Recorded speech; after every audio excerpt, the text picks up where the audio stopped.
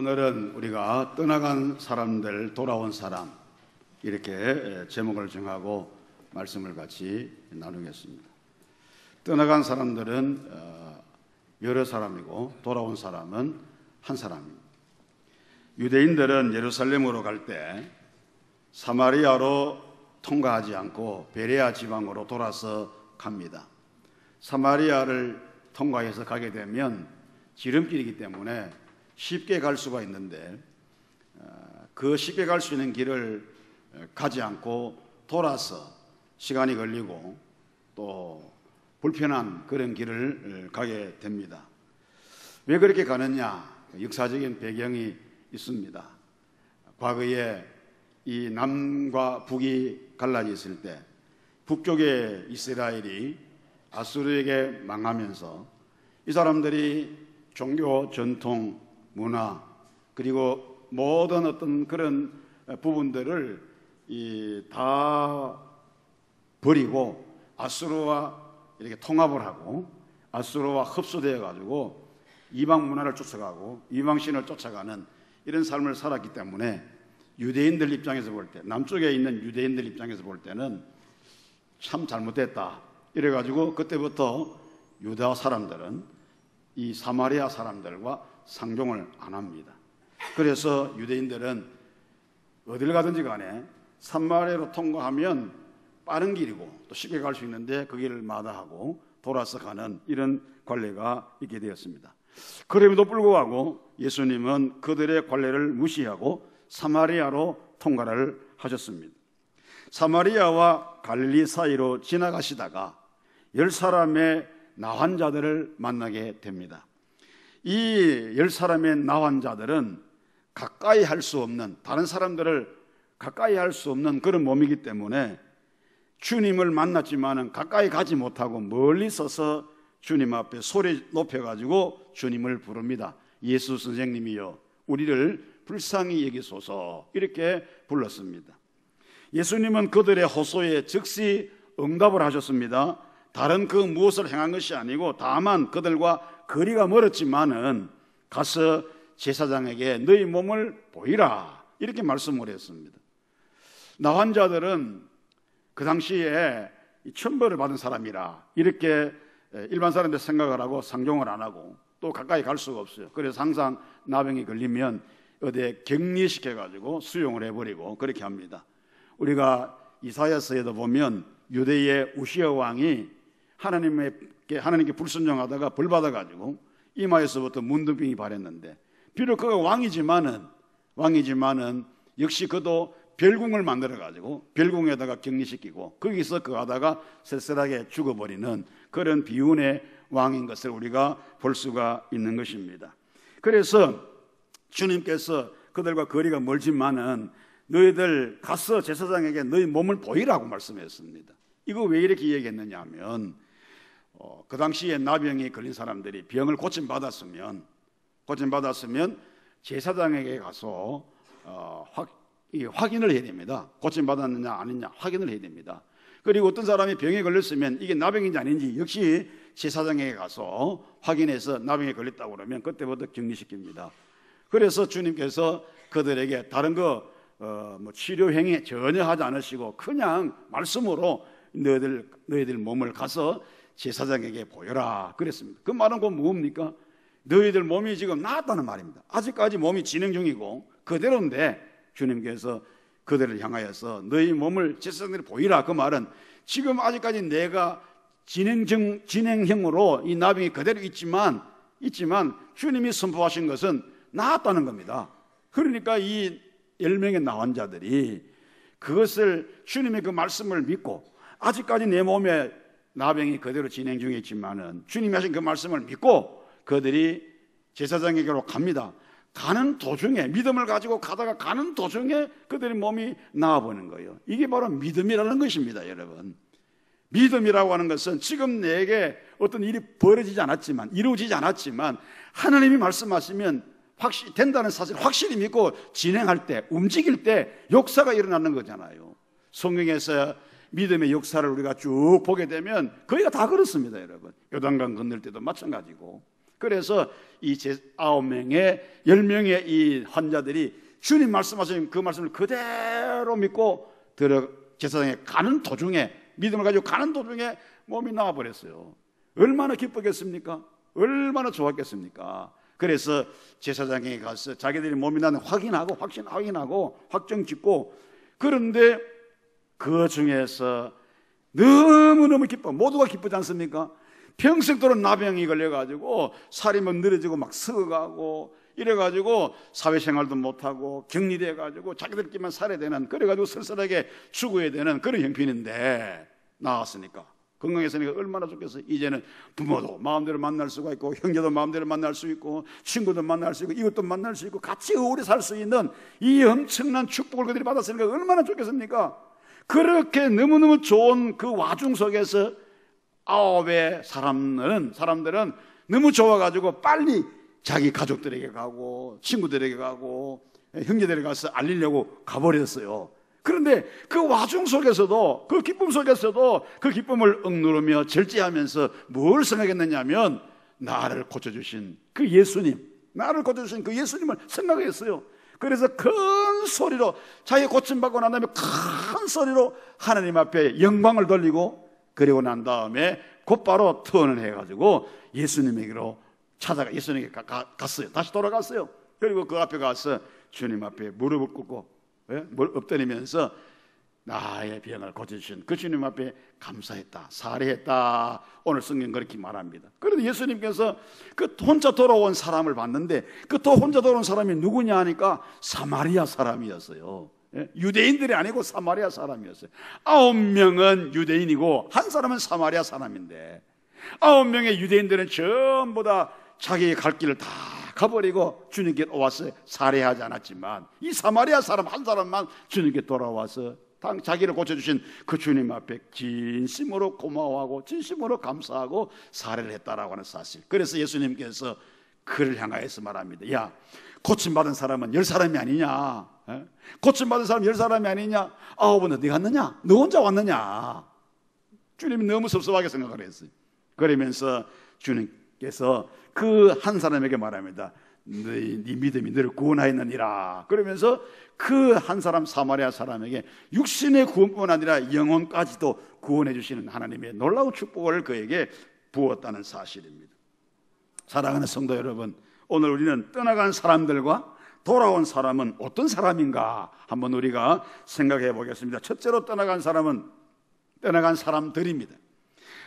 이 사람들은, 이 9명의 사람들은 받은 바 자기의 은혜를 잊어버린 망언의 모습을 보여준 사람들이라고 할 수 있어요.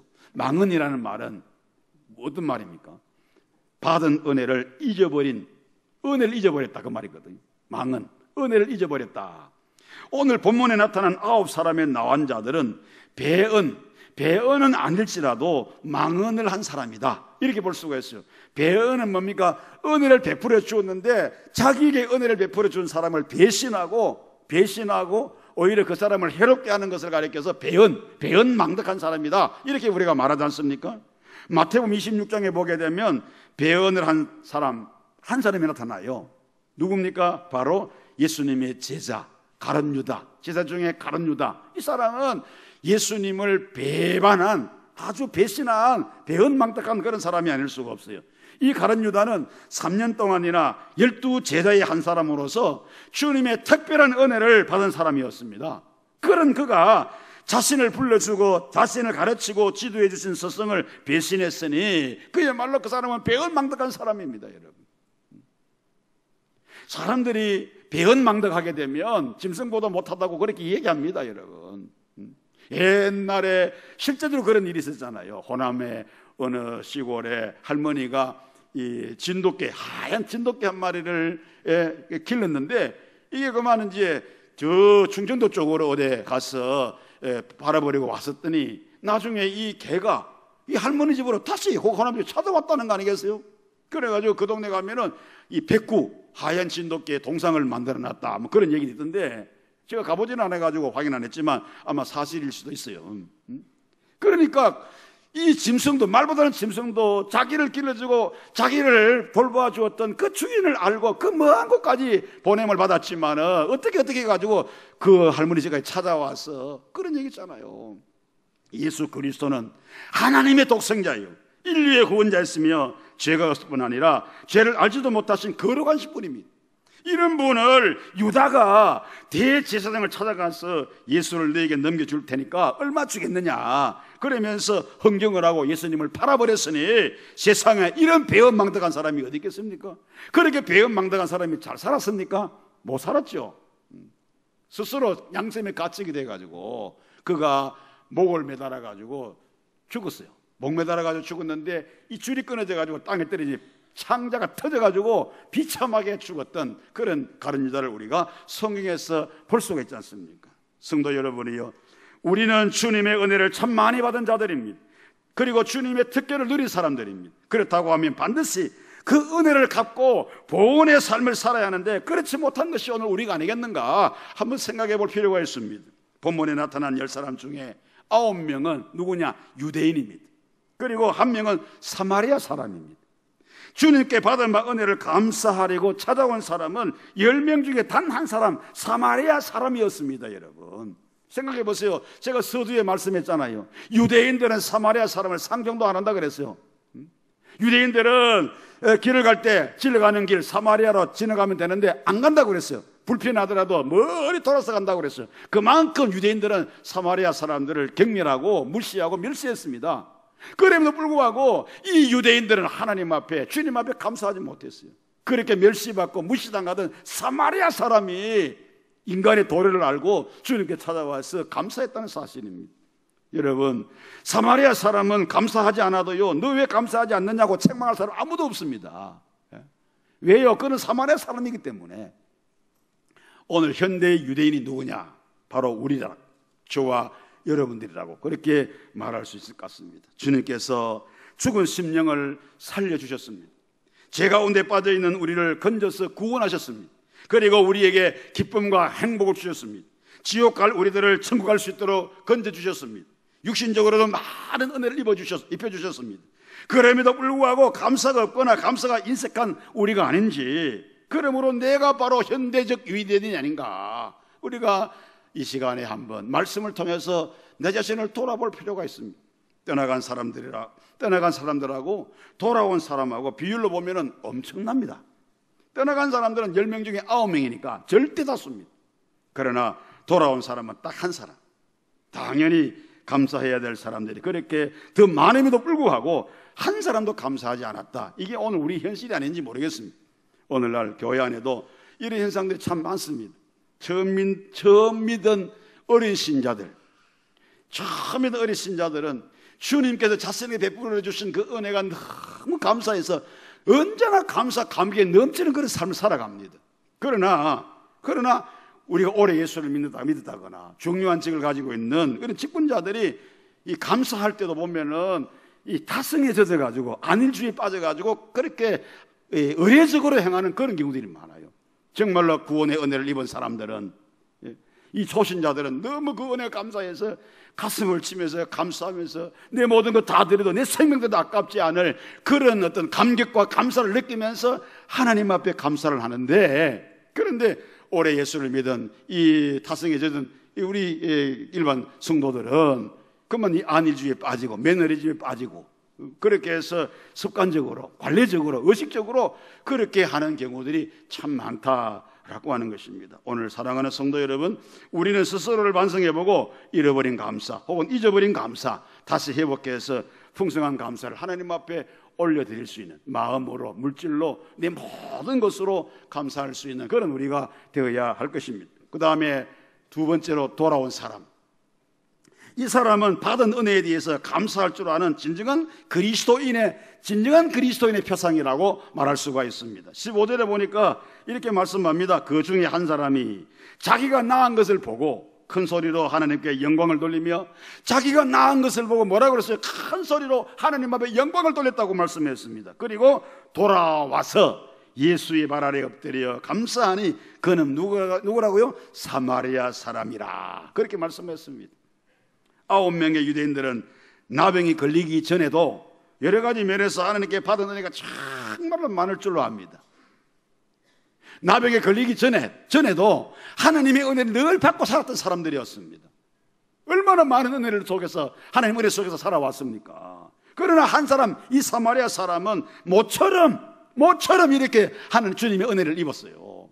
예? 그동안에는 많은 사람들에게 무시당하고, 많은 사람 멸시당하고, 외면당하고, 예? 왕따당하고, 그렇게 살았잖아요. 그런데 이번에 모처럼 한 번 예수님께 이 큰 은혜를 입었습니다.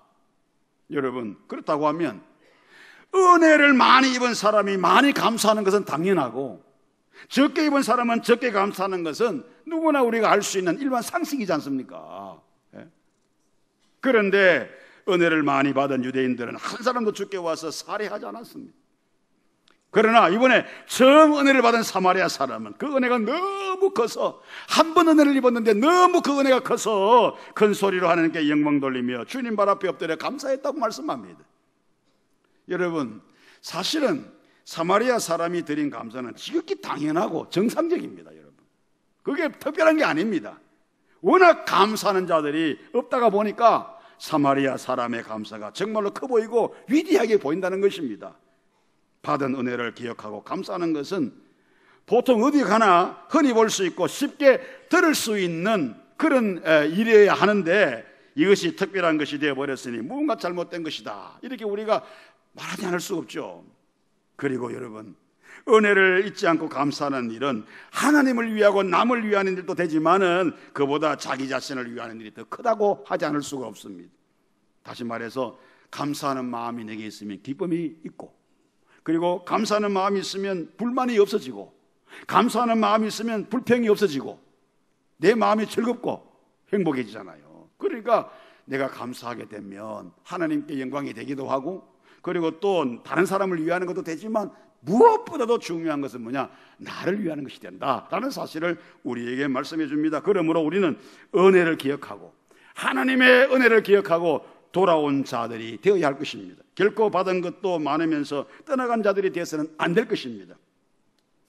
은혜를 아는 사람은 감사를 하게 되죠. 이스라엘 백성들이 홍해를 건널고 하나님 앞에 감사했습니다. 그 홍해가 가로막혀 있을 때 모두가 다 절망을 했습니다. 어떻게 우리가 홍해를 건너갈까? 그럴 때 하나님께서 이스라엘 백성들을 그 홍해 바다를 갈라놓으시고 건너가게 하셨습니다. 그리고 난 다음에 한 사람도 빠짐없이 다 끝나고 난 다음에 모세와 미리암이 하나님을 찬양하면서 노래합니다.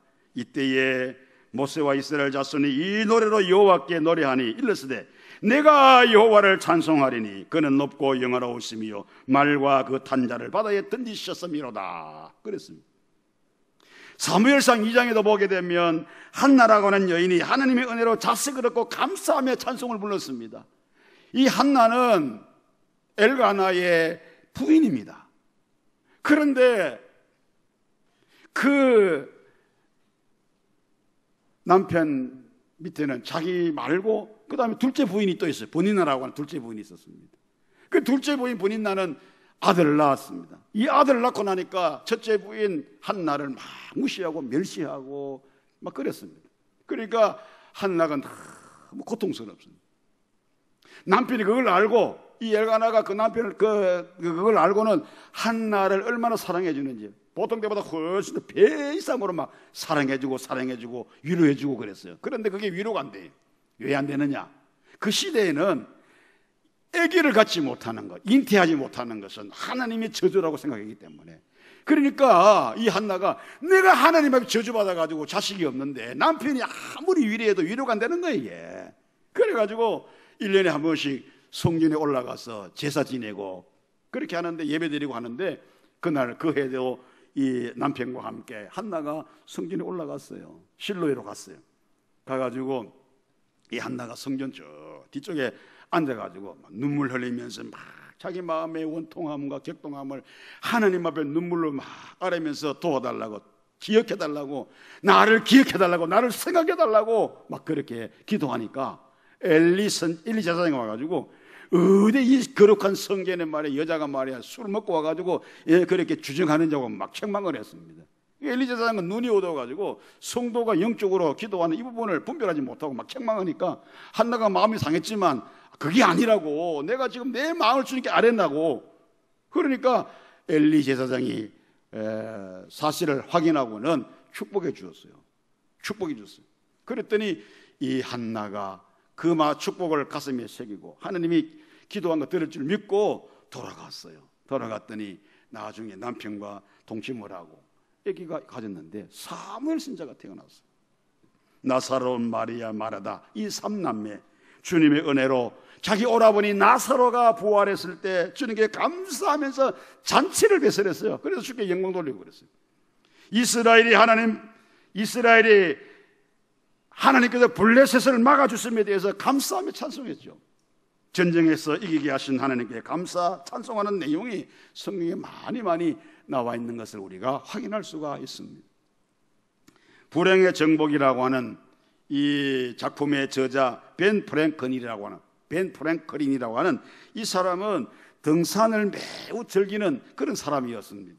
그러나 그가 대학생이던 1963년 4월 14일 등산을 하다가 그만 수십 미터 낭떠러지로 떨어져가지고 하반신이 움직이지 않는 그런 불구가 되어버렸습니다. 몇 번의 수술을 거듭했지만 소용이 없었습니다. 나무 토막 같은 자기 다리를 보면서 그는 좌절하고 또 좌절하고 좌절했습니다.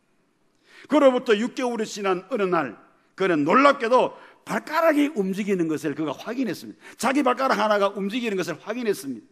그것을 보고 얼마나 감격을 했는지 그는 눈물을 흘리며 또 울고 울었다고 합니다. 그가 그때의 감격에 대해서 이렇게 글로 표현했는데 뭐라고 했는가 하니까 발가락이 움직이는 것을 보면서 그동안 가졌던 모든 좌절과 아픔과 공포로 가득 찬 지난 날들의 기억이 씻은 듯이 사라지는 것 같았다. 마음속 깊은 곳에서 깊은 감사가 넘쳤다 그랬어요. 여러분, 발가락 하나 움직인다고 해서 자기 하반신이 다시 돌아온 게 아니지 않습니까? 그렇지만은 절망과 좌절 속에서 울고 울 수밖에 없는 그런 환경 속에 빠졌을 때 그 발가락 하나가 움직인다는 것은 자기에게 희망을 준 거거든요.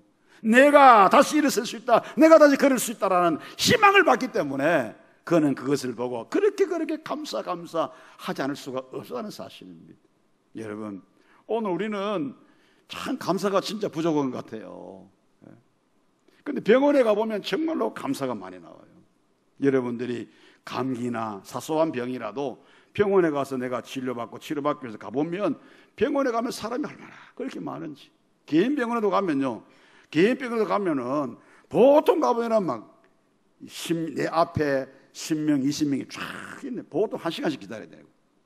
종합병원에 가면은 주차장에 주차할 데가 없어요. 얼마나 환자가 많은지. 그런 걸 보면서 내가 건강하다는 게 얼마나 감사한지. 평소에는 내가 건강에 대해서 감사를 잘 못합니다. 그러나 병원 가든지 병원에 가보면 환자가 많은 것을 보고 내가 정말 건강하니까 감사하구나. 그때 내 입에서 감사가 나온다는 것입니다. 사랑하는 성도 여러분, 우리는 떠나간 자들이 되지 말고 돌아온 자가 되어야 할 것입니다. 은혜가 되시기를 주의 이름으로 축원합니다.